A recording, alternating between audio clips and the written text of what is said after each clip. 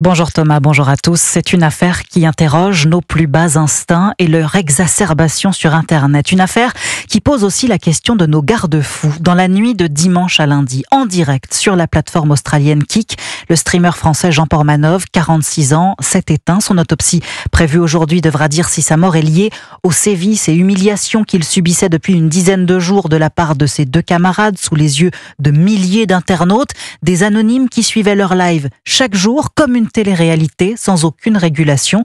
Pourtant, la France a bien une autorité dont la mission est de réguler ses contenus, l'Arcom, et elle était alertée depuis des mois, Alexis de la Fontaine. Oui, le 15 décembre, puis le 10 février, et à nouveau ces dernières semaines, les signalements à l'Arcom n'ont cessé de pleuvoir. Médias, internautes et associations, tous se sont mobilisés pour que l'autorité s'empare du dossier.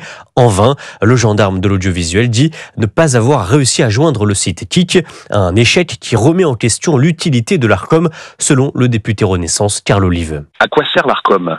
Quel est ce zèle ? Un exemple encore une fois qu'on a un certain nombre de sujets sur les régies autonomes en France. On veut faire des économies, commençons par fermer celles et ceux qui ne servent pas à grand chose. Et force est de constater que l'Arcom doit se remettre en question. Avec 350 salariés et un budget de 50 millions d'euros par an, comment l'Arcom a pu passer à côté d'une telle situation ? Le gendarme de l'audiovisuel a-t-il intentionnellement fermé les yeux ? C'est une hypothèse soutenue par l'eurodéputé RN Mathieu Vallet. Quand on n'est pas d'accord avec leur idée, ils aiment bien fermer des chaînes ou des radios. Et quand il y a des propos ou des comportements délictuels, criminels ou infractionnels, en tout cas, visiblement, ils sont plus là. Face à la polémique, l'Arcom a été obligé de sortir du silence. L'autorité se dédouane et renvoie la responsabilité aux tortionnaires.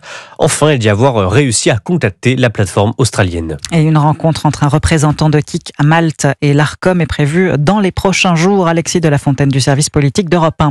Un homme de